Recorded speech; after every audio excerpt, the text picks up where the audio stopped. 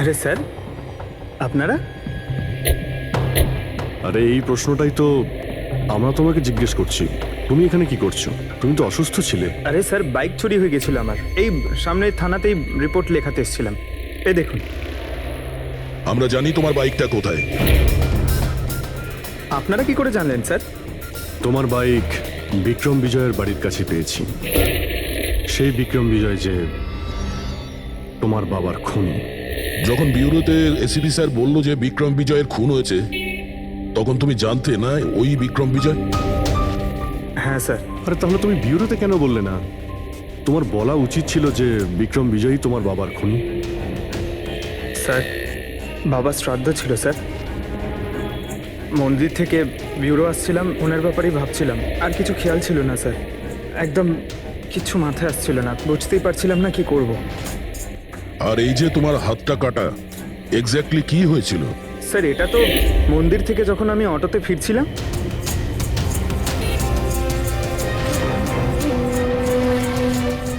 কি হলো স্যার? তাহলে একজন অচেনা লোক আঘাত করে চলে গেল, হ্যাঁ?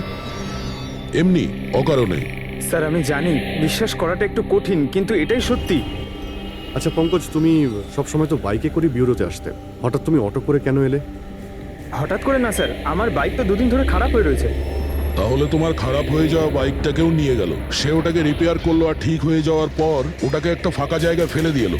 তাও কাকতালীয় ভাবে এমন একজনের বাড়িতে ফেলে দিয়ে এলো যার আজই খুন হয়েছে, আর যে তোমার বাবার খুনিও।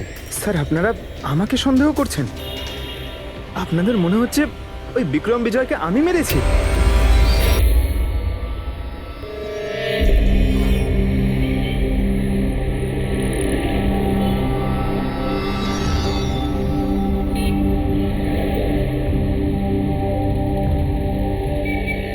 যদি এই পঙ্কজ নিজের বাড়ি থেকে বিক্রম বিজয়ের বাড়িতে যায়, তো এখানে এই জাংশন থেকেই গিয়েছে।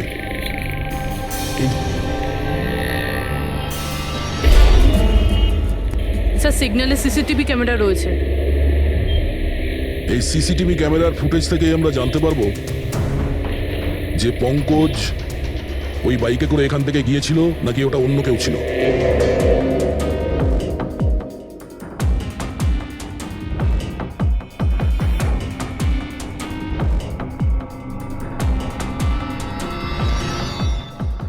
এক মিনিট রিওয়াইন্ড করো, পজ করো। স্যার, এই দেখুন, একে পঙ্কজের মতনই দেখতে লাগছে না? বাইকের নাম্বার হলো XYA4784। স্যার, পঙ্কজের বাইকের নাম্বারও এটাই। পুরবি, এই পঙ্কজ এতটা তো ভুল করবে না যে একটা অপরাধ করতে যাওয়ার আগে রাস্তায় আর একটা অপরাধ করবে, সিগন্যাল ভাঙা। নিশ্চয়ই কেউ আছে যে পঙ্কজকে ফাঁসাতে চাইছে, আর সেই কারণেই ও সিগন্যালটা ভেঙেছে, যাতে আমাদের যে সন্দেহটা আছে পঙ্কজের উপর, ওটা আরো মজবুত হয়। কিন্তু স্যার, পঙ্কজকে কে ফাঁসাতে চাইবে? হতে পারে ওর কোনো পুরনো শত্রু। স্যার, আমার এমন কোনো পুরনো শত্রু নেই যে আমাকে ফাঁসানোর জন্য এরকম কিছু করবে স্যার। পঙ্কজ, খুব ভালোভাবে চিন্তা করো, কেউ তো হবে। না স্যার। যদি তোমার কোনো শত্রু না থেকে থাকে, তাহলে এই খুন তুমিই করেছো। তুমি নিজের বাবার মৃত্যুর প্রতিশোধ নিয়েছো তুমি, আর সেটাও ওনার মৃত্যুবার্ষিকীতে। স্যার, আমার প্রতিশোধ নেবার কোনো মেন্টালিটি নেই স্যার। আমি খুনি না স্যার, আমি একজন সিআইডি অফিসার। যতদূর বাবার কথা স্যার, আমি তো ওনাকে ভালো করে দেখিও নি স্যার। আমার তো এমন কিছু মনেও নেই যে উনি আমাদের সঙ্গে কখনো টাইম স্পেন্ড করেছেন বা আনন্দ করেছেন। স্যার, উনি হয়তো কখনো ভাবতেনও না যে ওনার একটা ছেলে আছে যার ওনাকে প্রয়োজন। তার মানে হলো তোমার বাবার সঙ্গে তোমার সম্পর্ক ভালো ছিল না? স্যার, উনি একজন আন্ডারকভার কপ ছিলেন। বেশিরভাগই নিজের কাজেই ব্যস্ত থাকতেন। বাড়ি, সংসার, সন্তান, পরিজন, সেসব নিয়ে উনি কোনোদিন মাথায় ঘামাননি। আমাকে শুধু আমার মাই মানুষ করেছেন স্যার। কিন্তু তাও বলছি পঙ্কজ, তোমার নিজের বাবার সাথে কোনো না কোনো স্মৃতি তো জড়িয়ে থাকবে না? কিছু মনে আছে? শুধু স্যার এইটুকুই মনে আছে আমার স্যার, আমাকে উনি মেলায় ঘুরতে নিয়ে যেতেন, কিন্তু মেলায় নিয়ে যাওয়ার আগে উনি আমাকে হসপিটালে নিয়ে যেতেন প্রতিবার। কি? হসপিটালে? ওটা কেন? হয়তো ছোটবেলায় আমি খুব অসুস্থ থাকতাম, আর উনি হসপিটালে নিয়ে যেতেন, আর আমার খুব ব্যথা লাগতো স্যার। যন্ত্রণা? পঙ্কজ, কোথায় যন্ত্রণা হতো? স্যার পিঠে, এখানে স্যার। পিঠে? পঙ্কজ, ডাক্তার পিঠে কি করতো? না স্যার, তেমন কিছু মনে পড়ছে না স্যার। মনে করো পঙ্কজ, মনে করো কি করতো? তোমার পিঠে ইঞ্জেকশন দিত, বা পিঠের থেকে রক্ত বার করতো? কি করতো মনে করো? Sir sir sir drill drill machine দিয়ে কিছু করতো হসপিটালে। কি বলে, ড্রিল মেশিন দিয়ে? আর তারপরে তোমার পিঠে যন্ত্রণা হতো? খুব ব্যথা করতো স্যার, আমি তো এক সপ্তাহ ঠিক করে বসতে পারতাম না। আর তারপর বাড়ি যাবার পর তোমার ঘুম ঘুম পেত, অদ্ভুত কিছু মনে হতো, মাথা ঘুরতো? হ্যাঁ স্যার। স্যার মেলায় যখন আমি ঘুরতে যেতাম তখন ঘোরের মধ্যে থাকতাম স্যার, সারাক্ষণ মাথাটা ঝিমঝিম করতে আর ঘুরতো স্যার। কিন্তু স্যার এই কথাটার কেসটার সাথে কি সম্পর্ক? সম্পর্ক আছে বস। আমার মনে হচ্ছে এর বাবা এর খুব কম বয়সে এর বোন ম্যারো ডোনেট করে দিয়েছিল। কিন্তু স্যার, বাচ্চাদের বোন ম্যারো ডোনেট করা তো বেআইনি কাজ। বেআইনি কাজ, কিন্তু আমার মনে হচ্ছে বস টাকার জন্য বা যে কোনো কারণেই হোক ওই ডক্টর এর বাবার জন্য এই সমস্ত করেছে। সেটা বুঝলাম স্যার, কিন্তু আমি এখনো এটা বুঝতে পারছি না যে ওই ঘটনাটার এই কেসের সাথে কি সম্পর্ক। কানেকশন এইটা পুরোপি, যখন কাউকে বোন ম্যারো ডোনেট করা হয়ে থাকে তখন যাকে বোন ম্যারো ডোনেট করা হয়েছে সেই ব্যক্তির হিউম্যান কাইমারিজম হয়ে যায়। হিউম্যান কাইমারিজম? এটা এটা কি ডক্টর সালুখে? মনে করো যে যে লোকটাকে বোন ম্যারো ডোনেট করা হয়েছে সেই ব্যক্তিটির শরীরে দুটো ডিএনএ তৈরি হয়ে যায়। একটা ডিএনএ সেইটা যেটা ওর নিজের অরিজিনাল, আর দ্বিতীয় ডিএনএটা তার যার বোন ম্যারো তাকে ডোনেট করা হয়েছে তার। তার মানে ডক্টর, পঙ্কজের বোন ম্যারোটা যে পেয়েছে তার রক্তেও এই পঙ্কজের ডিএনএ আছে। এক্স্যাক্টলি দয়া বস, আমার মনে হচ্ছে সেই ব্যক্তিটা একটা বিশেষ লোক যার জন্য পঙ্কজের বাবা এই কাজ করেছিলেন। এমন কোন বিশেষ লোক যে পঙ্কজের বাবা ইন্সপেক্টর অধিরাজের খুব কাছের মানুষ ছিলেন, আর তার মৃত্যুর প্রতিশোধ নিতে গিয়ে ও একটা খুন করে বসে। কিন্তু কে?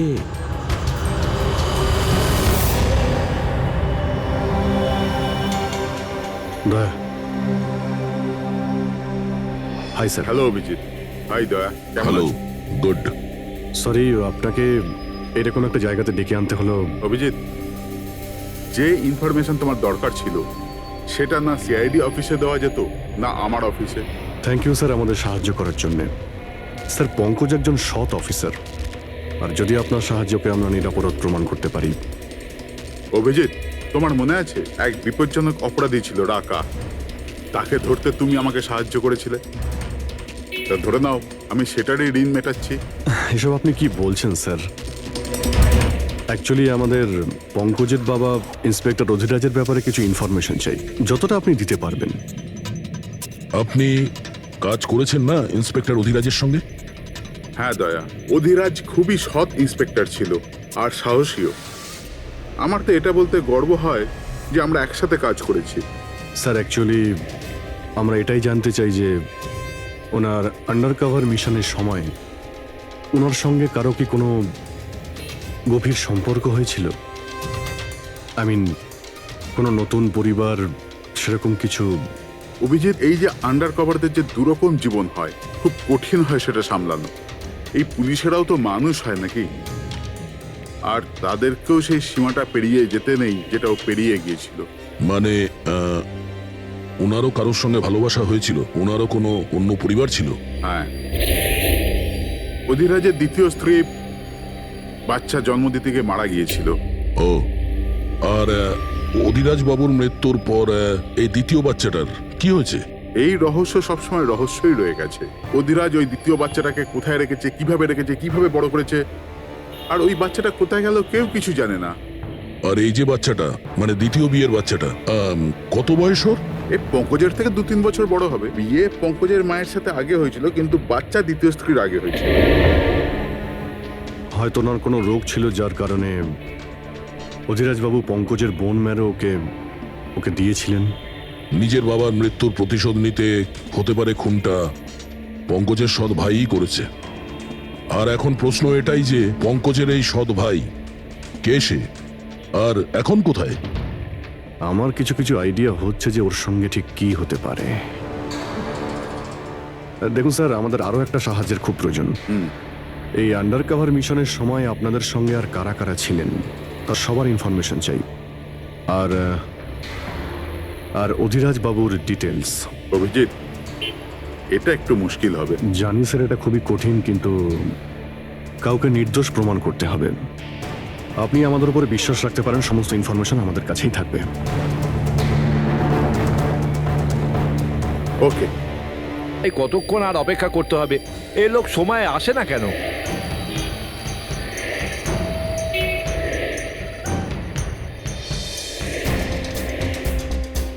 আরে ভাই, আধ ঘন্টা ধরে অপেক্ষা করছি। আজই আমার পুরো টাকা চাই। আজই আমাকে এই শহর ছেড়ে দিতে হবে। তোর হিসাব তো আমি আজ এখনই এই মুহূর্তে করব।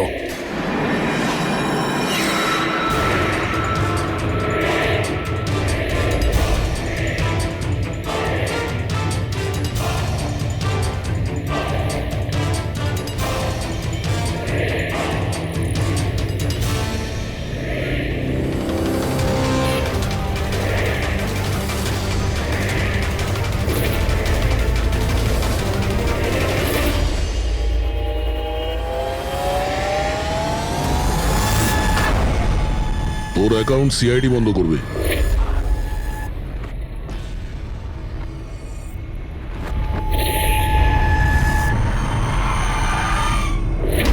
বাবার ধার মেটানো প্রত্যেক সন্তানের কর্তব্য, আর যে ছেলে এটা করে তাকেই ভালো ছেলে বলা হয়, আর সেটা হলাম আমি। তুমি তো কিছু করনি, আমি নিয়েছি আমার বাবার মৃত্যুর বদলা। দেখো মোহিত, তোমাদের বাবা ইন্সপেক্টর অধিরাজ একজন সৎ, একজন কর্তব্যপরায়ণ পুলিশ অফিসার ছিলেন। কি ভাবছিলে তুমি? তোমার মতন একজন অপরাধীর বাবা হয়ে গর্ব করতেন, নাকি পঙ্কজের মতন একজন সৎ সিআইডি অফিসারের উপর? তার সত্যি কথা বলতে তো বাবার সব সময়ই এই পঙ্কজের উপর গর্ব ছিল, আর ভালোবাসতো একেই বেশি। আমাকে তো উনি অনাথ আশ্রমে দিয়ে দিয়েছিলেন স্যার, যাতে ওনার দ্বিতীয় পরিবারের ওপর কোনো আঁচ না আসে। তুমি যখন এই কথাটা জানতে আমাদের কাছে এলে না কেন? আমি তো তোমার ভাই, একসঙ্গে ধরতাম বিক্রমকে, তাও আইনের পথে। চাই না আমার তোমার সাহায্য। আমাদের বাবার হত্যাকারীকে কিভাবে ধরতে হবে, কিভাবে ওর উপর প্রতিশোধ নিতে হবে, এর প্ল্যানিং আমি আগে থেকে করে রেখেছিলাম, অনেক দিন থেকে। আর এটাই হলো কারণ আমার সিবিআই অফিসার হওয়ার। আর ঠিক আমার বাবার মতোই একটা আন্ডার কভার মিশনে গেছিলাম ওই বিক্রমের বিরুদ্ধে, কিন্তু এইবার তাকে সাজা দেওয়ার জন্য নয় স্যার, বরং ওকে শেষ করার জন্য। একজন সিবিআই অফিসার হয়েও তুমি অপরাধ করেছো। তোমাদের মতো অফিসারের জন্যই সবাই আইনের উপরে ভরসা করতে পারে না। এই কাজে কেতন তোমাকে সাহায্য করেছিল না? হ্যাঁ স্যার, কেতনও আমার বাবার সাথে কাজ করত। সেও একজন আন্ডার কভার অফিসার ছিল, সেই আমাকে সবকিছু বলেছে। আর তার বলাতেই আমি জানতে পারি যে ছোটবেলায় আমার একটা অপারেশনও হয়েছিল। আর যখন তুমি জানতে পারলে যে তোমার রক্তে দুটো ডিএনএ আছে, একটা তোমার আর একটা আমার, তুমি খুন করে আমাকেই ফাঁসিয়ে দিলে। হ্যাঁ, আর এই জন্য আমার রক্ত বার করে আমি ওই অস্ত্রের ওপরে ছড়িয়ে দিয়েছিলাম। আর তারপর তোমার হাত কেটেছিলাম, যাতে এক তীরে দুই পাখি মরে। আমার দুই শত্রু, আমার বাবার হত্যাকারী ওই Vikram. Hello Kailash sir. Sir, আমি বিক্রমের রুমেতে অডিও ডিভাইস লাগিয়ে দিয়েছি।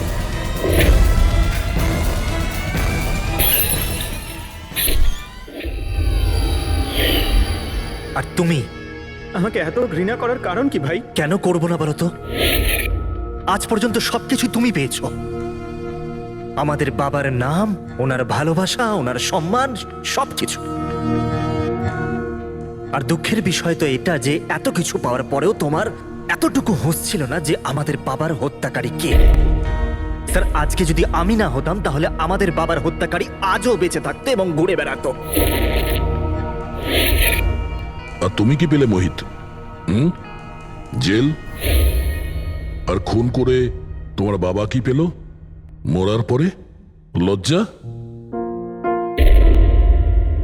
স্যার, একটা প্রশ্ন করতে পারি আপনাকে? আপনারা আমার কাছে পৌঁছলেন কি করে?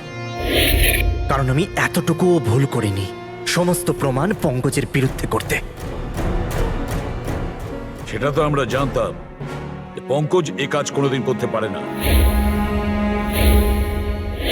আর বাকি রইল তোমার অবধি পৌঁছানোর।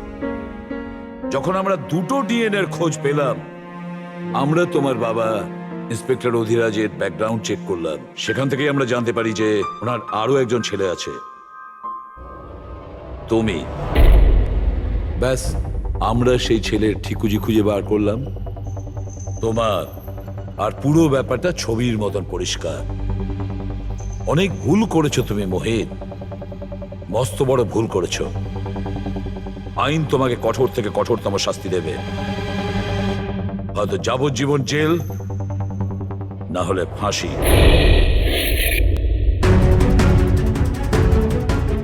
ফ্রেডরিক,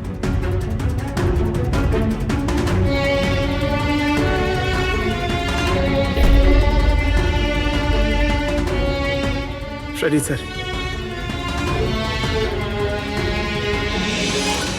আমি জানি তোমার মনে শুধু আমার প্রতি ঘৃণাই আছে, কিন্তু আমি সত্যি জানতাম না আমার কোনো ভাই আছে।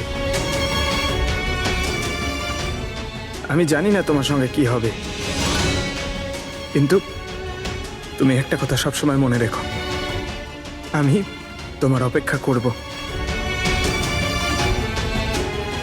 I'll wait for you, brother.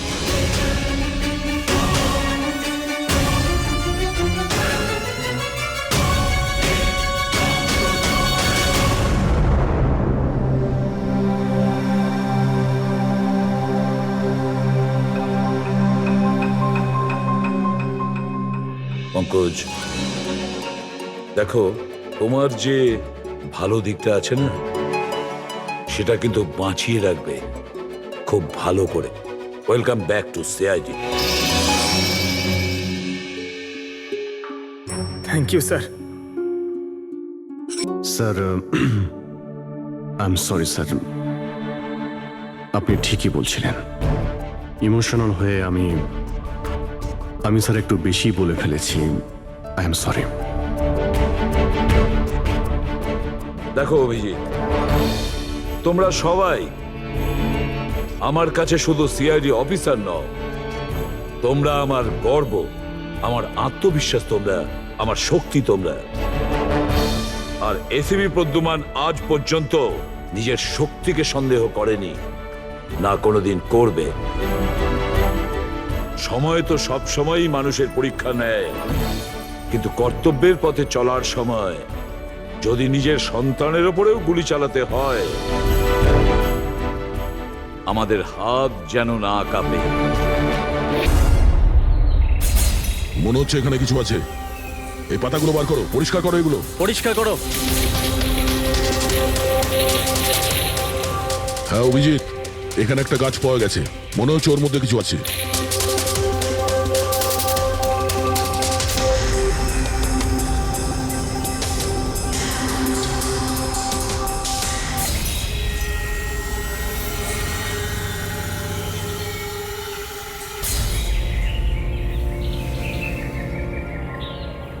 কঙ্কাল কোনো মহিলার।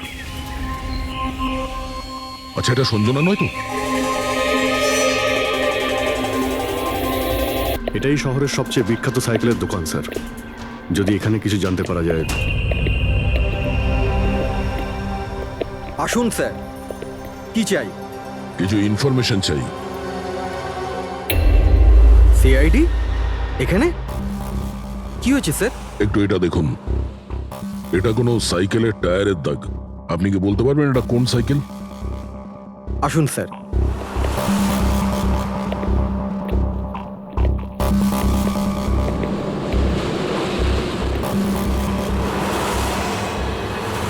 এই হলো ওই সাইকেল, JBRX 100। JBRX 100।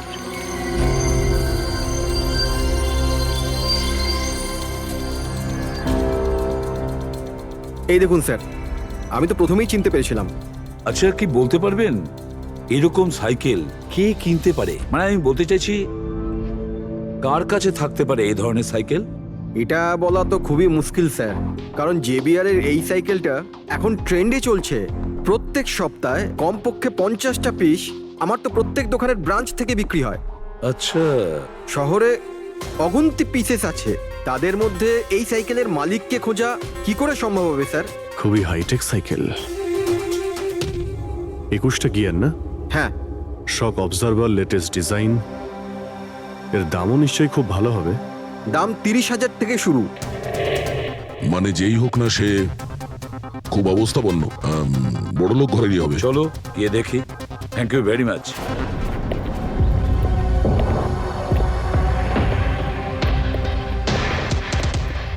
এখানে তো সেরকম কিছু স্পেশাল ইনফরমেশন তো পেলাম না। মনে হচ্ছে আমাদের ইনভেস্টিগেশনটা অন্য পদ্ধতিতে করতে হবে। সঞ্জনা আর শোলা। সঞ্জনা তো বুঝতে পারছি, কিন্তু এই সোলাটা কি? অ্যাড্রেসও হতে পারে, আবার তারিখও হতে পারে। বুঝে উঠতে পারছি না আসলে কি এই পুরো চক্রান্তটা।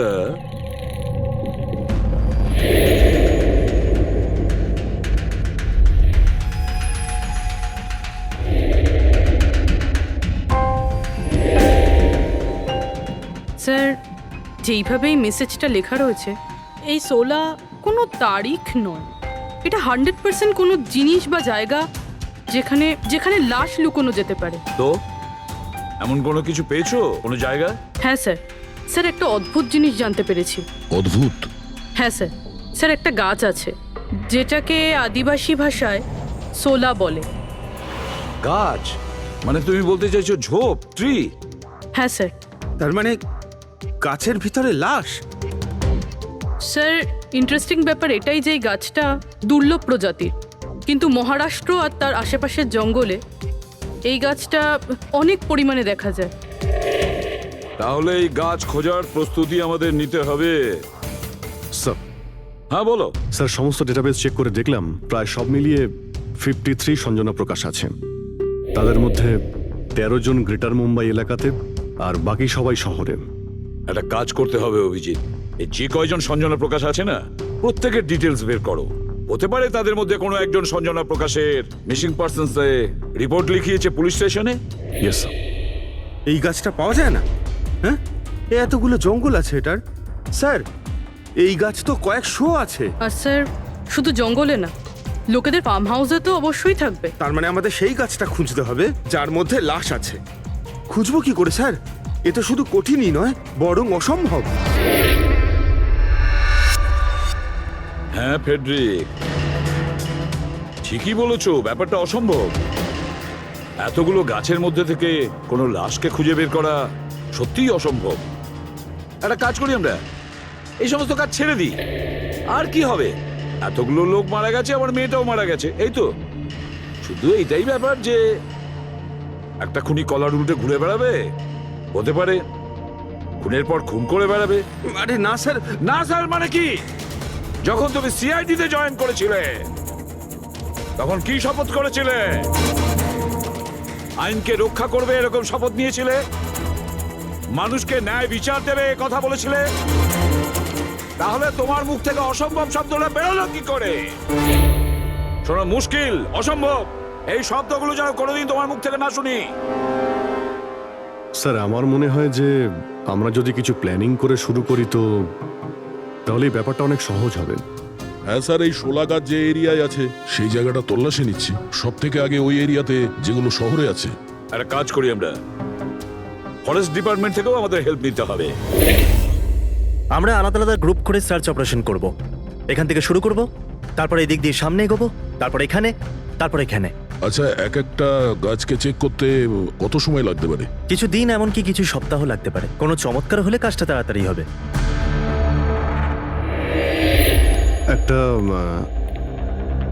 একটা কথা বলুন, সোলার গাছ সবকটার মধ্যে কি এরকম গর্ত থাকে? না না, সব গাছ এরকম হয় না, তবে কিছু কিছু গাছ ভেতর থেকে এরকম হয়ে যায়। ওটা কিভাবে? এই গাছগুলোর একটা বিশেষ রোগ হয়, একটা বিশেষ ধরনের ব্যাকটেরিয়ার হামলা হয় এদের মধ্যে, আর পুরো গাছটাই ফাঁপা হয়ে যায় ভেতর থেকে। মানে যেই গাছটায় লাশটা লুকোনো হয়েছে সেটা ভেতর থেকে ফাঁপা। চলো, কিছু কাজ তো সহজ হলো, আমাদের সেই গাছটা খুঁজতে হবে যেটায় গর্ত আছে।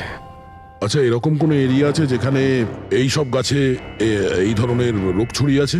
প্রায় 150 বছর আগে চারকোলি ফরেস্ট, ওখানেই রোগ পাওয়া গেছিল। এটা এখানে আছে। খুব দ্রুতই রোগটা ছড়িয়েছিল, আর যতক্ষণ আমরা চিকিৎসা করেছিলাম অনেক গাছ নষ্ট হয়ে গেছিল। আর এগুলো সবই ওই একই গাছ ছিল আগে? হ্যাঁ। এই গাছগুলো এখনো ওখানে আছে? অনেকগুলো।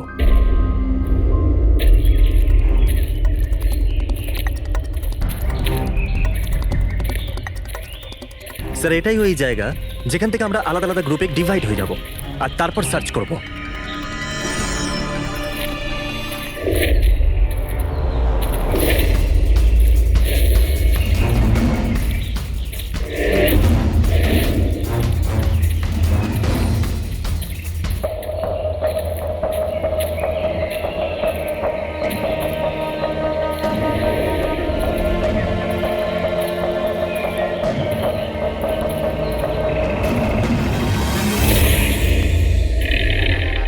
স্যার, সব জায়গা চেক করলাম, কেউ কোথাও সঞ্জনা প্রকাশের নিরুদ্দেশ হওয়ার রিপোর্ট দায়ের করেননি। আর শহরে যে 8 জন সঞ্জনা প্রকাশ আছে তাদের খবর কি? তারা সবাই তো ঠিকঠাকই আছে স্যার, আমি সবকটা চেক করেছি। কোনো গোলমাল হয়নি তো? একটা গন্ডগোল আছে স্যার। আমি যখন আলাদা আলাদা পুলিশ স্টেশনে গিয়ে সঞ্জনা প্রকাশ নামের কারোর নিরুদ্দেশ হওয়ার খবর চেক করছিলাম, তখন আমি একটা খুব আজব কথা জানতে পারলাম। কি আজব ব্যাপার, তাড়াতাড়ি বলো। স্যার, এই যে বেনামে মেসেজ এসেছে না, সেটা শুধু আমরা পাইনি, বরং বিগত কয়েক মাসে 4-4টে পুলিশ স্টেশনে কেউ ঠিক সেরকমই একই রকম মেসেজ পাঠিয়েছে স্যার। মুম্বাই, নাসিক, পুনে, লোনাভালা। বেশ, তাহলে আমরা ওই 4টে পুলিশ স্টেশন থেকে খোঁজ নেব ওই বেনামি বার্তা কারা পাঠাচ্ছে।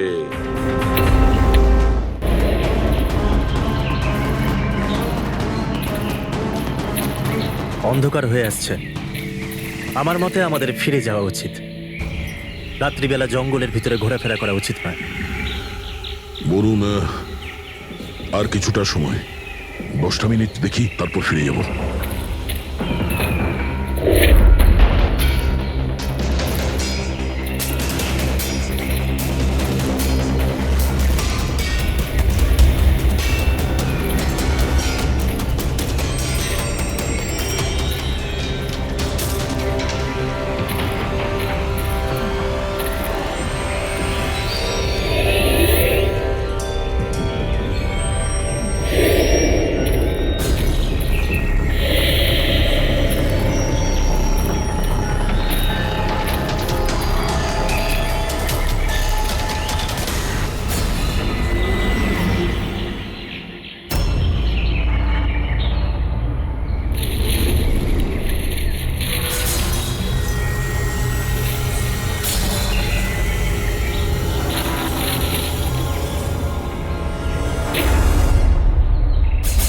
মনে হচ্ছে এখানে কিছু আছে।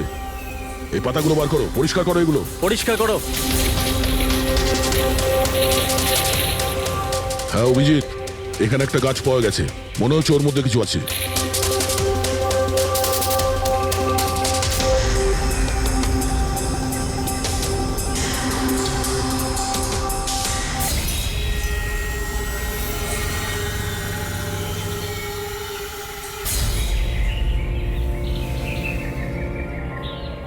কঙ্কাল কোনো মহিলার?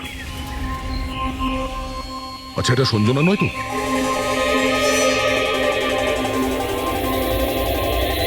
হ্যাঁ স্যার, ঠিক এরকমই মেসেজ আমরাও পেয়েছিলাম কিছুদিন আগে। দেখো তো কে।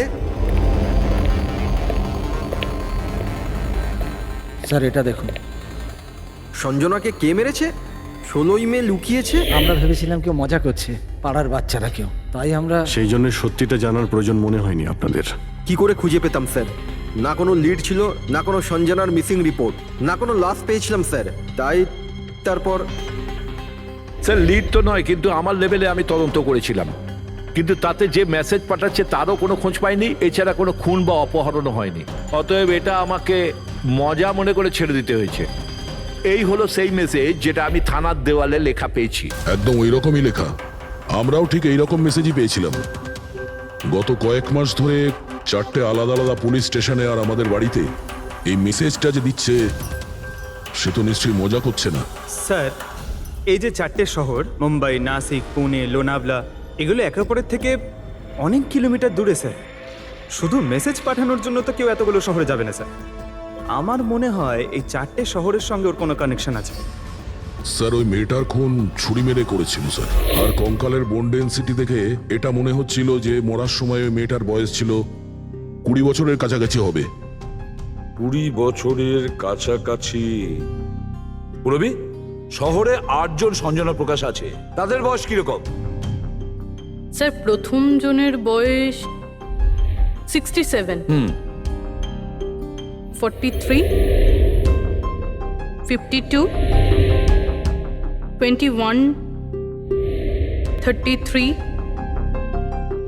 39, 23 আর 29। 21 বছর আর 30 বছর। ওই 21 বছর আর 30 বছর বয়সী যে সঞ্জনা প্রকাশ আছে, ওদের ব্যাপারে আবার খবর নাও। সঞ্জনা দেবী, একটা কথা আমি বুঝতে পারছি না যে এই আপনার আধার কার্ড আর লাইসেন্সে যে ডেট আছে সেটা মানে এর মধ্যেই করা হয়েছে কার্ড দুটো। অ্যাকচুয়ালি স্যার, আমি ছোটবেলা থেকেই ব্রডে থাকতাম, তো আমার কাছে সব আইডি প্রুফ ওখানকারই ছিল। আর এখন তো আমি ইন্ডিয়া এসে গেছি, তো আমার এখানকার প্রুফও দরকার। সো এখানে সব প্রুফ তৈরি করে নিয়েছি।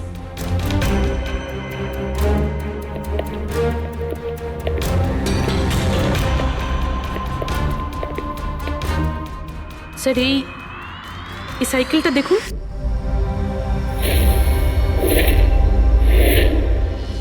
একে? এটা বিকি, আমার ছেলে, সঞ্জনার ছোট ভাই। কোথাও দেখতে পাচ্ছি না তো। কোথায় ভিকি?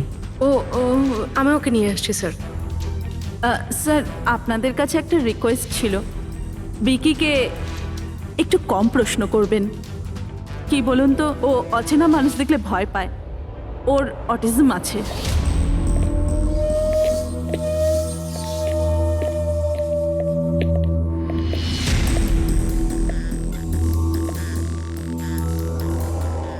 হ্যালো বিকি। আসলে ব্যাপারটা হচ্ছে, ও অচেনা লোকেদের আর অচেনা জায়গা দেখলে খুব ঘাবড়ে যায়। আরে আরে, এই ভিকি সব থেকে বেশি কাকে ভালোবাসে? ওর কাকিমা মনার সাথে। ভিকি ছোটবেলা থেকেই আমার স্ত্রীর খুব কাছের ছিল। বিকির চিকিৎসা নিশ্চয়ই করাচ্ছেন? চিকিৎসা তো করিয়েছি, কিন্তু আর স্পেশাল স্কুলে ট্রাইও করেছিলাম, কিন্তু কোনো লাভ হয়নি। ও অ্যাডজাস্ট করতেই পারছিল না। হ্যাঁ স্যার, আমরা মুম্বাই, পুনে, লোনাভলা, এমনকি নাসিকেও ট্রাই করলাম, কিন্তু কোনো লাভ হলো না। অভিজিৎ, এ তো সেই সব জায়গাগুলোরই নাম নিচ্ছে যেখানে যেখানে সঞ্জনাকে মার্ডার করার মেসেজ পাওয়া গেছে। আপনি কে? স্যার, ও আমার ছেলে সমীর। ও স্কুল থেকেও পালিয়ে যেত, এই জন্য আমরা ওর উপরে ট্র্যাকার লাগিয়ে দিয়েছিলাম, যাতে ও কোথাও যদি হারিয়ে যায় তাহলে আমরা যাতে ওকে ফিরিয়ে আনতে পারি। আপনারা ভিকির সম্পর্কে আর আমাদের সম্পর্কে এত কথা জিজ্ঞেস করছেন কেন? ওই একটা কেসের ব্যাপারে এই এরিয়াতে যতগুলো বাড়ি আছে আমরা সবাইকে জিজ্ঞাসাবাদ করছি, কিন্তু আপনাদের ঘাবড়াবার কোনো কারণ নেই। আপনাদের সঙ্গে কথা বলে এমন মনে হচ্ছে যে এই কেসের সঙ্গে আপনাদের কোনো সম্পর্কই নেই। Anyway, thank you. Thank you. Thank you.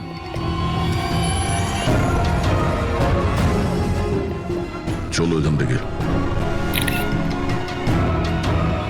সঞ্জনাকে দেখে ঠিক লাগলো না, খোঁজ নিতে হবে। স্যার, এটা এজ প্রোগ্রেশন সফটওয়্যার। এটার মাধ্যমে আমরা এটা জানতে পারবো যে এই 5 বছরের বাচ্চাটা 22-23 বছর বয়সে কেমন দেখতে হবে। স্যার, এই দেখুন।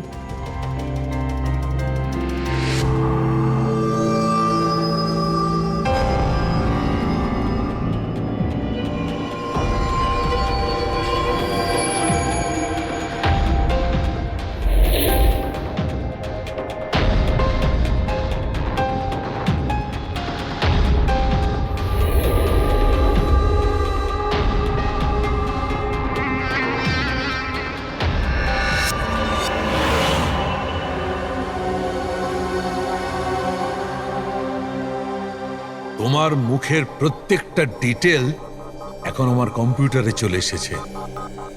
এক্ষুনি জানা যাবে যে তুমি দেখতে কেমন।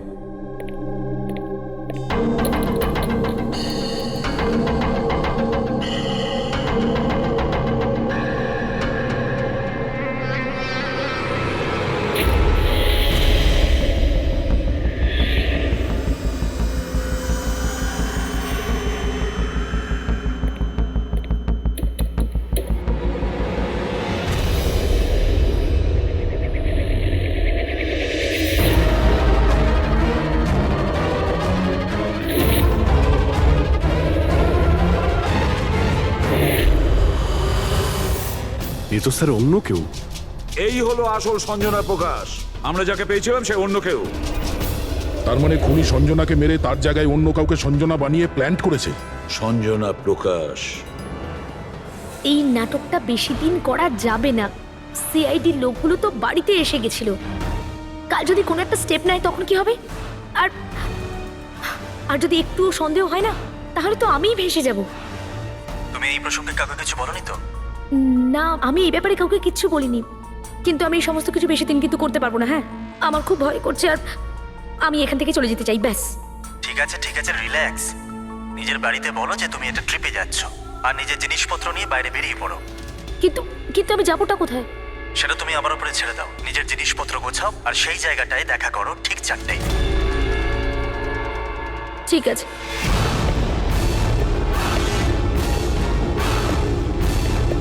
সঞ্জনা কোথায়? স্যার, সঞ্জনা? স্যার শুনুন না স্যার, কোথায়?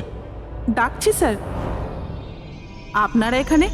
আমরা সঞ্জনাকে গ্রেপ্তার করতে এসেছি। কি? আপনারা ওকে গ্রেপ্তার কেন করবেন? কি করেছে ও? একটা খুনের সঙ্গেও জড়িত। আমাদের কাছে ওর নামে ওয়ারেন্ট আছে। না না ইন্সপেক্টর স্যার, আপনার কিছু ভুল হচ্ছে। আমার মেয়ে এরকম করতে পারে না। ইন্সপেক্টর স্যার, অনেক বছর পর আমি আমার মেয়েকে পেয়েছি। আমি তাকে আর হারাতে চাই না। আর হারাতে চান না মানে? সঞ্জনা 8 বছরের ছিল, তখনই আমার আর আমার স্বামীর বিচ্ছেদ হয়। সঞ্জনাকে নিয়ে আমার স্বামী ইউএস চলে যায়। তারপর কখনোই আমি আর সঞ্জনাকে দেখতে পাইনি। এই কিছু মাস আগেই ওনার মৃত্যু হয়। আর আমার সঞ্জনা আমাকে ফোন করে যে মা, আমি তোমার কাছে যেতে চাই, ফ্যামিলির সঙ্গে থাকতে চাই। খুব মুশকিলের মধ্যে দিয়ে আমি সঞ্জনাকে পেয়েছি। ওকে গ্রেপ্তার করবেন না। আই এম সরি, কিন্তু সঞ্জনাকে তো আপনি আগেই হারিয়েছেন। সঞ্জনাকে খুন করা হয়েছে। আর যে আপনার মেয়ে সেজে এখানে রয়েছে সে একজন বহুরূপী। সঞ্জনা সেজে এখানে রয়েছেও।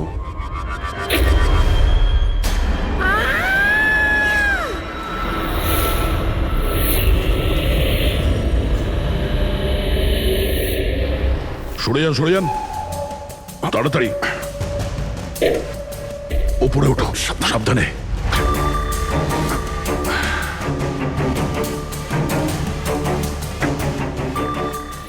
She is dead. Oh no.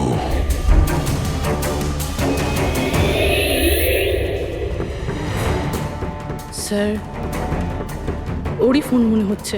কিছু লেখা আছে স্যার এটাতে। মনে হয় সুইসাইড নোট।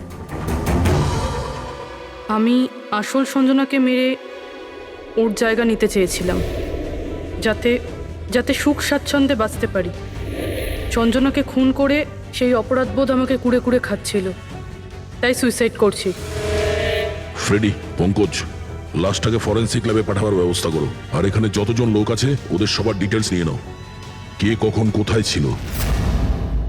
না না না না, এটা ঠিক নয়। ও আত্মহত্যা তখনই কেন করলো যখন আমরা ওকে গ্রেপ্তার করতে এখানে আসি? হঠাৎ করে কি ওর বিবেক জেগে উঠলো নাকি?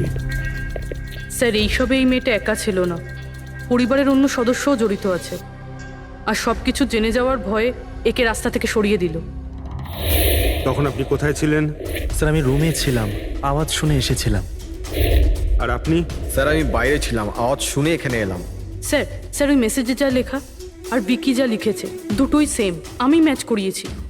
আর ওর কাছে ওই একই সাইকেল আছে, JBR 1000। আর ওর ওই 4টে শহরের সাথেও যোগাযোগ রয়েছে যেখানে মেসেজগুলো পুলিশকে দেওয়া হয়েছিল। স্যার, আই থিঙ্ক এতগুলো প্রমাণ যথেষ্ট এইটা প্রমাণ করার জন্য যে এই মেসেজগুলো বিকিই পাঠাতো।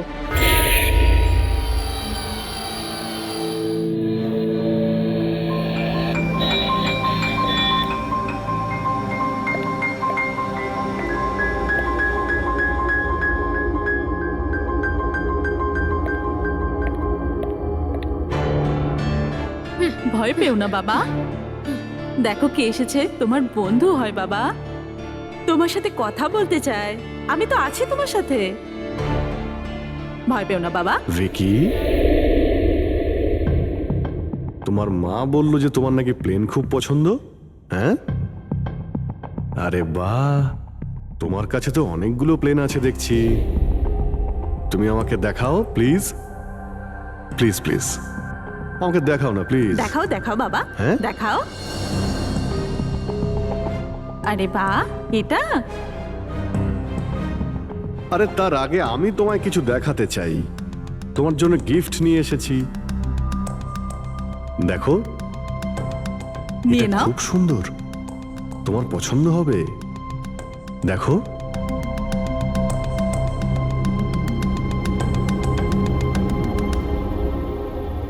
Wow, jet aeroplane! আমি না বড় হয়ে পাইলট হব, তখন সব প্লেন উড়াবো। বাহ, এই সব প্লেন উড়াবো। আমাকেও বসাবে? পাক্কা পাক্কা। আরে বাহ! আরে শোনো, আমার একটা বন্ধু আছে, ও সত্যিকারের পাইলট। তুমি কি কথা বলবে ওর সঙ্গে? তুমি চাইলে ওর সঙ্গে ঘুরতে পারো, হ্যাঁ? মাকেও সঙ্গে করে নিয়ে যেও, কি বলো? আরে দারুণ ব্যাপার। আচ্ছা শোনো, আমার একটা কথা বলো, সঞ্জনা দিদির ব্যাপারে তুমি জানতে পারলে কি করে? আরে ভিকি, এটা আবার কি হলো? আরে ভিকি, আমি তোমার বন্ধু, আমাদের কেন ভয় পাচ্ছ তুমি? দেখো, আমি পুলিশ, তুমি তো নিজেই বলতে চেয়েছিলে সঞ্জনা দিদির ব্যাপারে, হ্যাঁ? প্লিজ বলো, কি করে জানতে পারলে? কিছুদিন আগে আমি রাতে। কারোর একটুও সন্দেহ হয়নি যে আমি আসল সঞ্জনা নই, নকল সঞ্জনা। এবার আসল সঞ্জনার ডেড বডি সারা জীবনের মতো এই শুলা গাছে লুকোনো থাকবে। আমরা এখানে আনন্দ করব।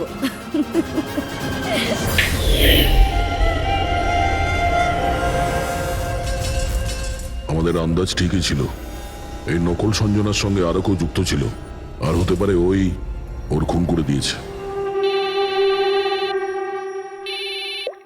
হ্যাঁ পুরবি,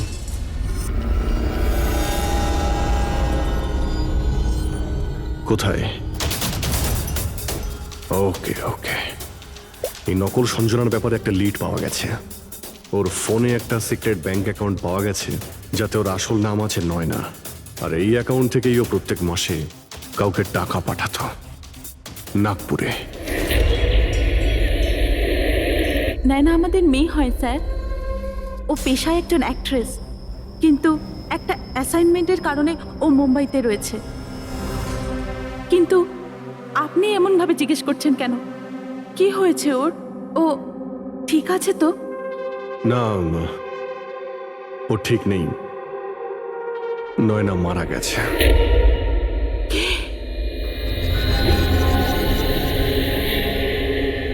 না, ও মরতে পারে না।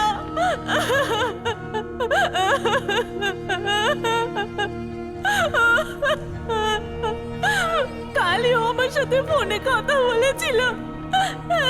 না, ওর মৃত্যু কখনো হতে পারে না। ওর মৃত্যু।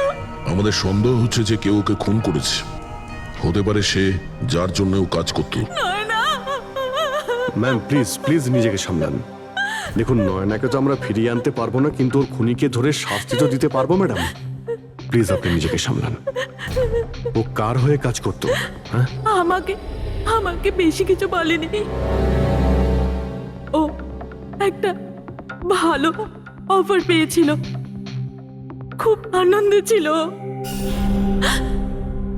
বলেছিল, মা খুব ভালো রোল পেয়েছি। কাজের অফারটা মুম্বাই থেকে এসেছিল।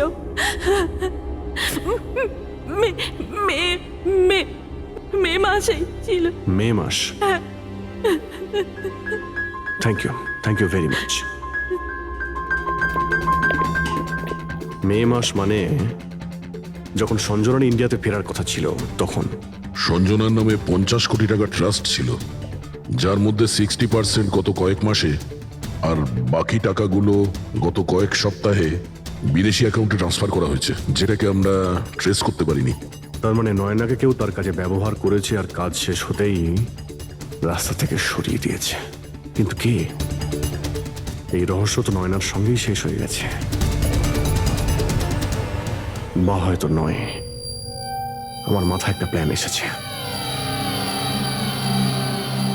অঞ্জনা যে খুন হয়েছে সেই সত্যিটা তো নয়না স্বীকার করেই নিয়েছিল, কিন্তু ওর খুনি এখনো পর্যন্ত ধরা পড়েনি। আর ওর খুনি এই বাড়িরই কোনো সদস্য। কিন্তু সে বেশিক্ষণ বাঁচতে পারবে না, কারণ তাকে ধরার জন্য আমাদের কাছে একটা প্ল্যান আছে। আর বিকির সাহায্যে আমাদের এই প্ল্যানটা সফল হতে পারে। উইকি আমাদের এই খুনের ব্যাপারে বলেছিল, তার মানে খুনির ব্যাপারেও নিশ্চয়ই কিছু জানে, কিন্তু বলতে পারছে না। যদি কোনো বাচ্চা খারাপ, ভয়ঙ্কর বা বিপজ্জনক জিনিস দেখে ফেলে, তো শক বা স্ট্রেস থেকে বাঁচার জন্য ওদের মস্তিষ্ক সেটাকে এক কোণে ব্লক করে দেয়। ওদের এই কথাটা মনে তো থাকে, কিন্তু পুরোপুরি নয়। ভিকির সাথেও এরকমই হয়েছে। এই জন্য ও আমাদের মেসেজ পৌঁছে তো দিয়েছে, কিন্তু তার বেশি ডিটেলস দিতে পারেনি। সেই জন্য আমরা দিল্লি থেকে অটিজম স্পেশালিস্ট একজনকে ডেকে পাঠিয়েছি, যে একটা যন্ত্র আর বিশেষ টেকনিক দিয়ে ব্রেন প্যাটার্ন রিডিং এর মাধ্যমে ভিকির মতো বাচ্চাদের মস্তিষ্কে যা লুকিয়ে রয়েছে সেটা পড়ে নিতে পারেন। আমরা ওর মাথায় একটা বিশেষ ডিভাইস পরাবো, আর তারপরে ওর আলাদা আলাদা সবার ছবি দেখাবো। চিনতে পারা, স্মৃতিশক্তি আর এইরকম বিভিন্ন রকম তথ্য আলাদা আলাদা জায়গা স্টোর হয়। ছবিগুলো দেখার পর ওই ডিভাইসে একটা লাইট জ্বলবে, আর যে ছবিটা দেখার পর ব্রেনের আলাদা আলাদা জায়গায় লাইটটা জ্বলবে, কিংবা ইজি তার মানে ইলেকট্রোএনসেফেলোগ্রাম উপর নিচে যদি হয়, তার থেকেই জানা যাবে যে সেই হচ্ছে খুনি, যাকে বিকি দেখেছিল। মনা কাকি, বিকি বাবা নিজের ঘরে নেই। কি? বিকি বাবা ওর নিজের কি ঘরে হলো? নেই। কোথায় গেল? কোথায় গেল? জানি না কি হয়ে গেছে ওর। যেভাবে হোক ওকে খুঁজে আনুন, যা খুশি করুন। ও স্কুল থেকেও পালিয়ে যেত, এই জন্য আমরা ওর উপর ট্র্যাকার লাগিয়েছিলাম। আর যদি ট্র্যাকার লাগানো থাকে তাহলে তো আমরা ওকে ট্র্যাক করতে পারি।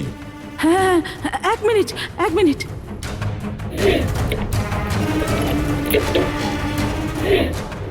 স্যার, ট্র্যাকিং ডিভাইস ড্রয়ারে নেই। আমার ছেলেকে বাঁচিয়ে নিন, যেভাবে হোক ওকে আমার কাছে এনে দিন। আপনি একদম ভয় পাবেন না, ওর কিছুই হবে না। স্যার, যেই খুনি হোক, এই ট্র্যাকিং ডিভাইসটা তার কাছেই আছে।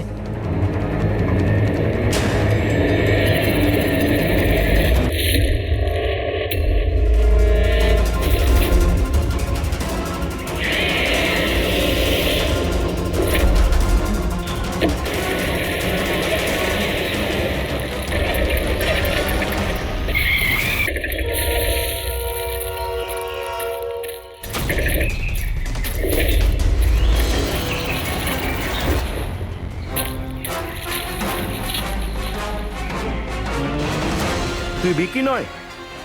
তাহলে বিকি কোথায়?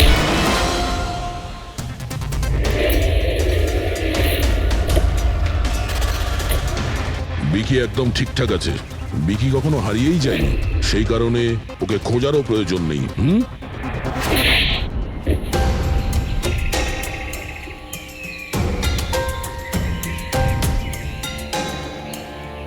তুই তো একটা বোরে, মানে সৈনিক। আসল খেলোয়াড় কোথায় সেটা বল। এটা খুনির কাছে পৌঁছানোর আমাদের একটা প্ল্যান ছিল, যেটা সাকসেসফুল হয়েছে। তাই এখন শুধু এই একটাই উপায় আছে খুনিকে ধরার জন্য। প্রথমে বিকির সাহায্যে ওর কাছে পৌঁছানোর কথা বলবো, আর তারপর বিকির নিখোঁজ হয়ে যাওয়ার খবর দেব।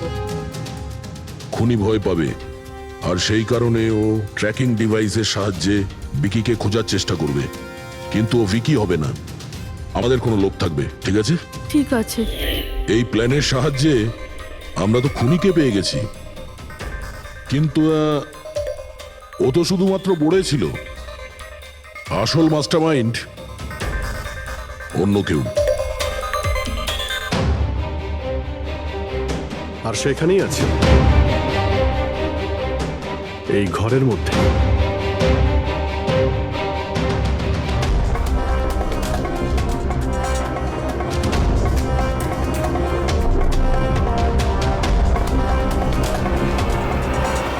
কপিল,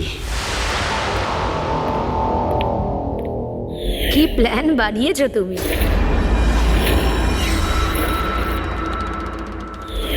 তুই নিজের কুর্তুতো বোনকে মেরে ফেললি। ম্যাডাম প্লিজ, আমি তোকে ছাড়বো না। ছেড়ে দিন। স্যার, একে ফাঁসির শাস্তি দেবেন, একে ছাড়বেন না। এ আমার মেয়েকে মেরে তো ফেলেছে। কপিল কেন করলে এটা?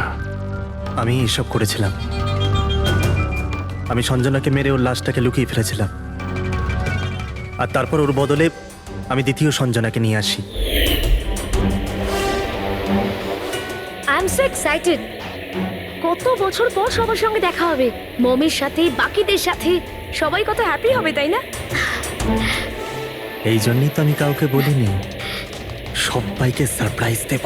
কি? হ্যাঁ, খুব ভালো হবে। গাড়ি থামালে কেন? স্যার, মনে হচ্ছে গাড়ি খারাপ হয়ে গেছে, আমি দেখছি।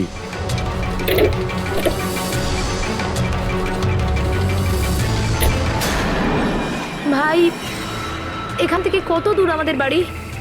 এতটাই দূর যে সেখানে তুমি কোনোদিন পৌঁছবে না।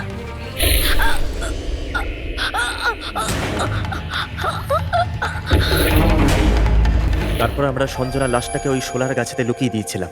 তারপর নয়না, যে একজন অ্যাক্ট্রেস, তাকে আমি সঞ্জনার বদলে এই বাড়িতে নিয়ে এসেছিলাম, যাতে সঞ্জনার নামে যে লাখ টাকা ট্রাস্ট আছে সেটা আমরা পেয়ে যাই। আর শুধু টাকাই নয়, বরং সঞ্জনার আসার আগে যে সম্পত্তি ছিল সেটা আমাদের নামে ছিল। কিন্তু যেই সঞ্জনা এলো, আমাদের ভাগ কমে গেল। এই জন্যই আমি স্যার প্ল্যানটা করেছিলাম। স্যার, সবকিছু ঠিক চলছিল, কিন্তু যেই আপনারা এলেন, নয়না ঘাবড়ে গেছিল, আর আমি ভাবলাম যে কিছু গড়বড় না করে দেয় ও। এই জন্য আমি নয়নাকেও মেরে দিয়েছিলাম।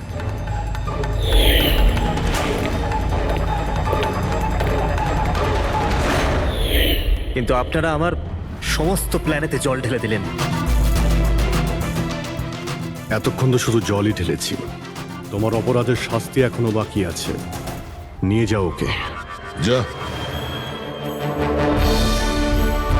Vicky, thank you Vicky, thank you very much.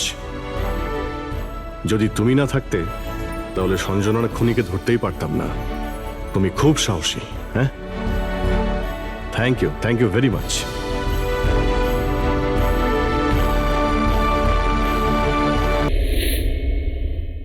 গান আর ব্যাচ।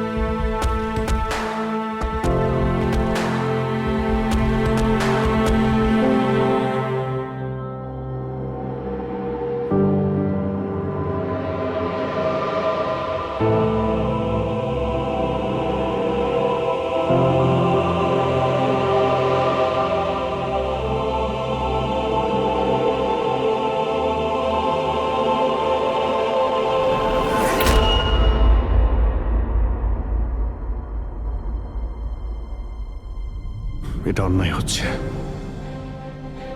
এটা খুবই অন্যায় হচ্ছে।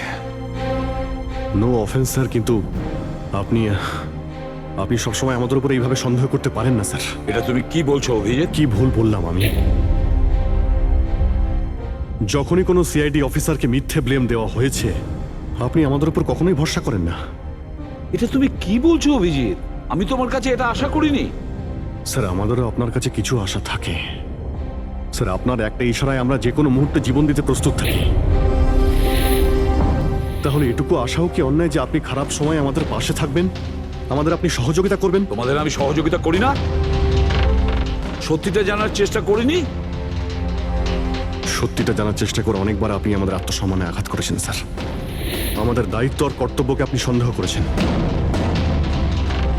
যখন আমাকে মিথ্যে অপবাদ দেওয়া হয়েছিল, আপনি আমার উপরে ভরসা করেননি স্যার। আর যতক্ষণ পর্যন্ত অভিজিৎ নিজেকে নির্দোষ প্রমাণিত করছে, ওকে জেলেই থাকতে হবে। যখন দয়াকে মিথ্যে অপবাদ দেওয়া হয়, তখন ওকেও আপনি ভরসা করেননি স্যার। কিন্তু হয়তো আপনি একটা কথা ভুলে গেছেন, একবার আপনাকেও এরকম মিথ্যে অপবাদ দেওয়া হয়েছিল স্যার।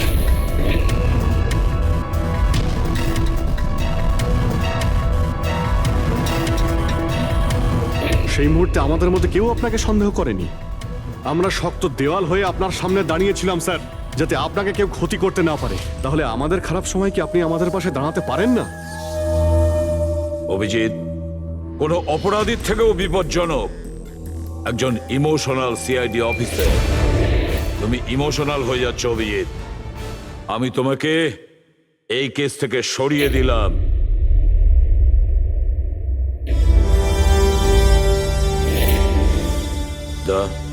পুরবি, আজ থেকে পঙ্কজের কেস তোমরা দুজন ইনভেস্টিগেট করবে, শুধু শুধু তোমরা দুজনে।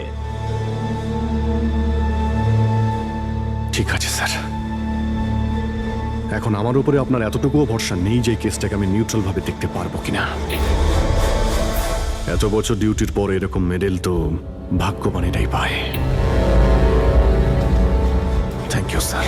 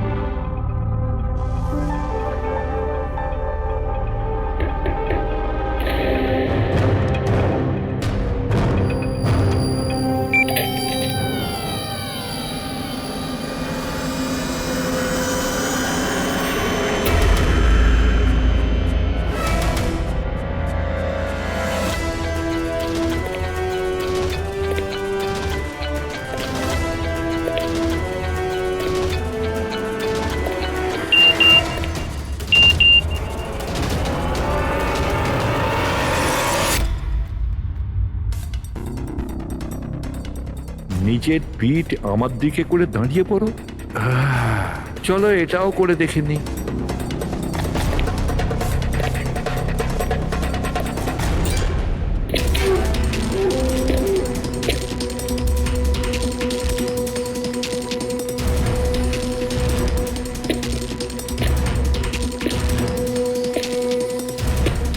আপনি এসে গেছেন স্যার।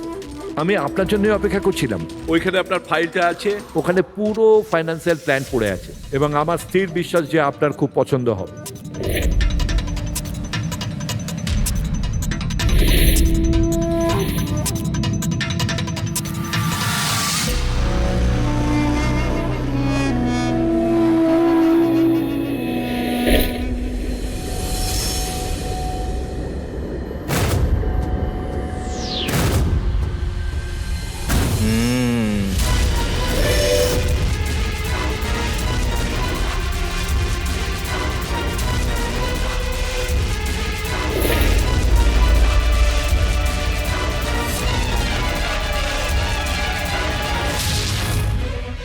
আরে এ তো নকল।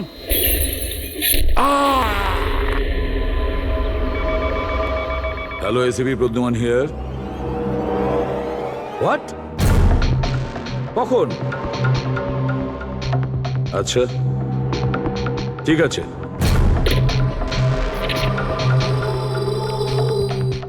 দয়া, অভিজিৎ, বিক্রম বিজয় খুন হয়েছে। বিক্রম বিজয় মানে ওই কেলেঙ্কারি কেসের? হ্যাঁ হ্যাঁ, ওই বিক্রম বিজয় আজও আইনকে ফাঁকি দিয়ে পালাচ্ছিল, আর আজও খুন হয়েছে ওরই বাড়িতে। একদিন না একদিন তো এটা হওয়ারই কথা ছিল স্যার, এত শত্রুও পুষেছে ঘরের মধ্যে। Sir I am really sorry sir, একটু লেট হয়ে গেলাম। কি ব্যাপার পঙ্কজ, কোথায় ছিলে তুমি? স্যার আসলে বাবার শ্রাদ্ধ ছিল আজ, তাই মন্দিরে গেছিলাম পুজো দিতে। ঠিক আছে, আর এটা হাতে কি হয়েছে? আরে স্যার আসতে গিয়ে লেগে গেল, তেমন কিছু না, খুব বেশি লাগেনি স্যার। ঠিক আছে, তৈরি হয়ে নাও, একটা মার্ডার কেস এসেছে। আর শোনো,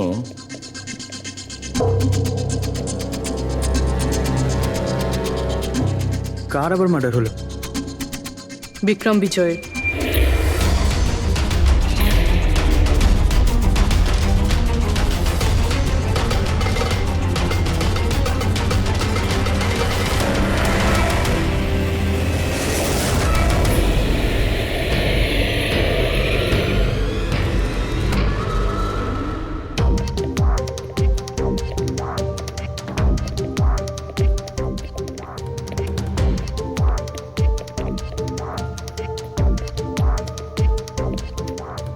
সিআইডি? হ্যাঁ স্যার আমি গোপাল, বিক্রম স্যারের ম্যানেজার।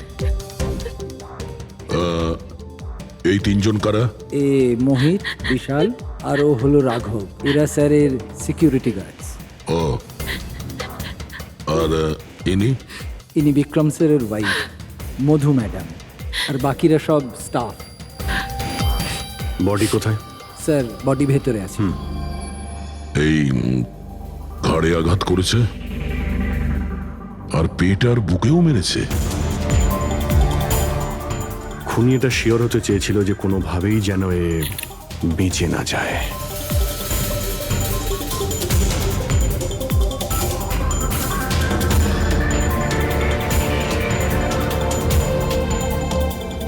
মনে হচ্ছে এটা দিয়ে আঘাত করেছে এর ওপর।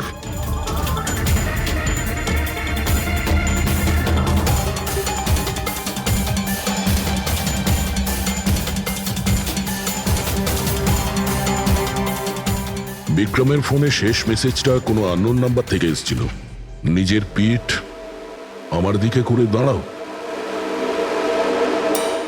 পিঠ আমার দিকে মানে ওই লোকটা কি একে নিজের মুখ দেখাতে চাইনি নাকি?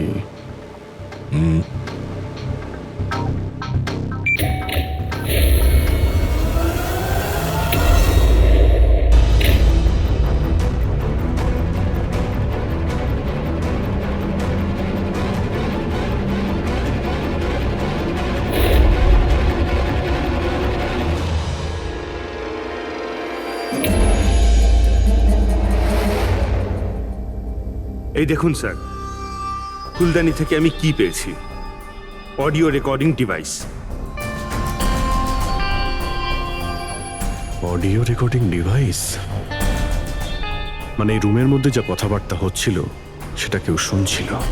স্যার ওর আমি নাম তো জানি না, কিন্তু ও যেভাবে প্রস্তুতি নিচ্ছিল ওটা দেখে তো মনে হচ্ছিল যেন ওনার কোনো বিশেষ ক্লায়েন্ট হবে, আর উনি বিক্রমের সাথে দেখা করতে চাইছিলেন। এই ক্লায়েন্ট বিক্রমের কন্ট্যাক্ট এলো কি করে? স্যার আমার জন্যে ও আগে আমাকে কন্ট্যাক্ট করেছিল। ও বিক্রম স্যারের পুরো ইতিহাস ভালো করে জানতো, আর বিক্রম স্যার ওর এই হোমওয়ার্কে খুব ইমপ্রেসড হয়েছিল, আর উনি আমাকে মিটিং ফিক্স করতে বলেছিলেন। আপনি ওর সঙ্গে আগে দেখা করেছিলেন? না স্যার, ওই ফোন করেছিল, আর সেটাও প্রাইভেট নাম্বার থেকে।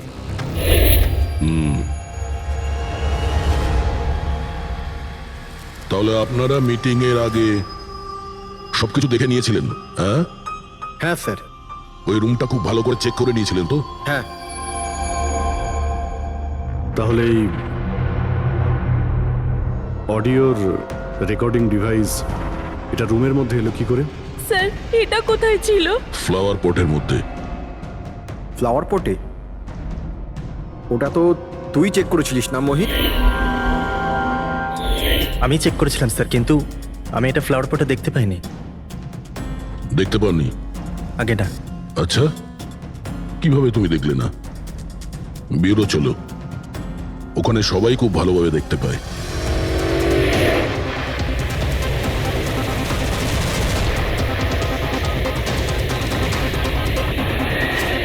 মোহিতের উপর নজর রাখবে। গুলি চালাবে না। কৈলাস স্যার, আপনি? কে ইনি? ইনি সিবিআই অফিসার কৈলাস বাবু। কেমন আছেন স্যার? দারুণ। কি ব্যাপার স্যার, হঠাৎ করে আপনি আমাদের রাস্তা আটকে দিলেন? অভিজিৎ, আমার ওই লোকটাকে চাই যে তোমাদের সিআইডির গাড়িতে বসে আছে। মোহিত? ও ও আমাদের অপরাধী স্যার, ওকে আমরা ব্যুরোতে নিয়ে যাচ্ছি ইন্টারোগেট করার না জন্য। অভিজিৎ, ও অপরাধী নয়, ও একজন সিবিআই অফিসার। কি বলছেন আপনি? এই মোহিত সিবিআই অফিসার? কিন্তু স্যার, এ তো ওই বিক্রমের ওখানে গার্ডের চাকরি করছিল। দেখাবার জন্য, সত্যিটাকে লুকোবার জন্য। কিরকম সত্যি স্যার? মোহিত একজন আন্ডার কভার। ও আমার কথাতেই ওখানে ডিউটি করছিল, আর আমার কথাতেই ও বিক্রমের ওখানে রেকর্ডিং ডিভাইসটা লাগিয়েছিল। আর এই কারণে কিছুই বলতে হচ্ছিল না। আন্ডার কভার, মরে যাবে কিন্তু প্রোটোকল ভাঙবে না। না ঠিক আছে স্যার, ওই অ্যাকচুয়ালি কিছু জিজ্ঞাসাবাদ তো করতেই হবে, খুনের ব্যাপার তো, জাস্ট জেনারেল জিজ্ঞাসাবাদ। আর আমরা ওই অডিও রেকর্ডিংটা পেতে পারি স্যার? আমরা জানতে চাই যে খুনি আর বিক্রমের মধ্যে কি কথা হয়েছে। আপনি এসে গেছেন স্যার, আমি আপনার জন্য অপেক্ষা করছিলাম। ওইখানে আপনার ফাইলটা আছে, ওখানে পুরো ফাইন্যান্সিয়াল প্ল্যান পড়ে আছে, এবং আমার স্থির বিশ্বাস যে আপনার খুব পছন্দ হবে। এটা নকল। মনে হচ্ছে এই বিক্রম বিজয় খুনিকে চেনে, সেই কারণে খুনি ওকে নিজের মুখ দেখতেই দেয়নি। আর যখন বিক্রম জানতে পারে যে যে টাকাগুলোকে দেওয়া হয়েছে সেগুলো নকল, তখন সে বিক্রমকে খুন করে আর ব্যাগ নিয়ে চলে যায়। একটা কাজ করি আমরা, এই মোহিতকে, আন্ডার কভার পুলিশকে কিছু জিজ্ঞাসাবাদ করি। আই এম সরি স্যার, এই কেসটা এখনো বন্ধ হয়নি। এই জন্য আমি যদি আপনাদের এর থেকে যদি কিছু বেশি বলি তাহলে প্রোটোকল ভাঙা হবে, হুইচ আই ডোন্ট ওয়ান্ট। দেখো মোহিত, আমি তোমার প্রোটোকলকে রেসপেক্ট করি। এমন তো কিছু পেয়েছো তোমার ইনভেস্টিগেশন চলাকালীন যেটা হয়তো তোমার প্রোটোকলের মধ্যে পড়ে না, আর সেই জন্য তুমি আমাদের কিছু বলতে পারো। কিছু তো একটা বলবে যে সূত্র ধরে আমরা খুনি পর্যন্ত পৌঁছতে পারি। আমি আপনাদের শুধু এটা বলতে পারি যে গত কয়েক বছর ধরে সিবিআই এই বিক্রমের পিছনে পড়েছিল। আজ থেকে 15 বছর আগে, সাল 2002-তে সিবিআই এক আন্ডার কভার অফিসারকেও বিক্রমের পিছনে লাগিয়েছিল কিছু বিশেষ প্রমাণ জোগাড় করতে, কিন্তু কিছু পাওয়া যায়নি। আর আনফর্চুনেটলি আমাদের এই অফিসার মারা যান। এক মিনিট, নাম কি ছিল এই অফিসারের? ইন্সপেক্টর অধিরাজ।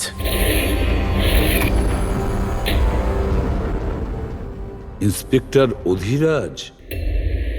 এই বোতলে যে রক্তটা আছে, এই রক্তে বিক্রমের ডিএনএ ছাড়াও অন্য কারো ডিএনএ আছে। বিক্রমের ডিএনএ ছাড়াও অন্য কারো ডিএনএ আছে? তুমি বলতে চাইছো অন্য কেউ ছিল? কে ছিল সালুকে? ক্রিমিনাল ডাটাবেসের সঙ্গে কম্পেয়ার করে দেখেছিলে, ম্যাচ করে দেখেছিলে তুমি?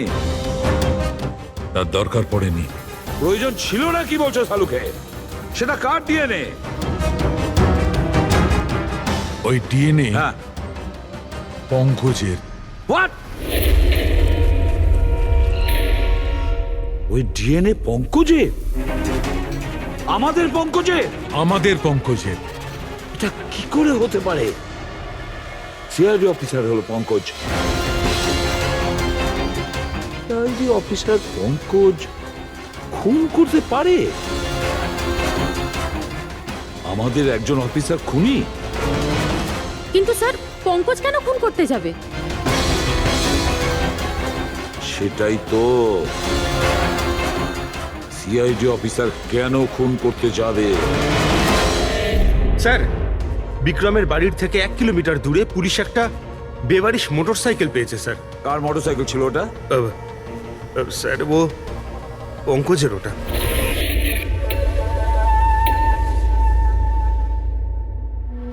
ভাবছিলাম তাই। তার মানে পঙ্কজের বাইকটা পাওয়া গেল ওখানে, আর আপনাদের কারুর অবাক লাগলো না? ফ্রেডি, বিক্রম বিজয় যে মারা গেছে আজ 15 বছর আগে, অধিরাজ বাবু পঙ্কজের বাবা একটা আন্ডার কভার কপ বডিগার্ড সেজে বিক্রম বিজয়ের বিরুদ্ধে প্রমাণ জোগাড় করছিল, আর সেই কারণে ও মারাও গেছে। তার মানে স্যার পঙ্কজ এটা ভাবে যে পঙ্কজের বাবার মৃত্যুর পিছনে এই বিক্রম বিজয়ের হাত রয়েছে, আর এই জন্য ও ওর বাবার মৃত্যুর প্রতিশোধ নেবার জন্য।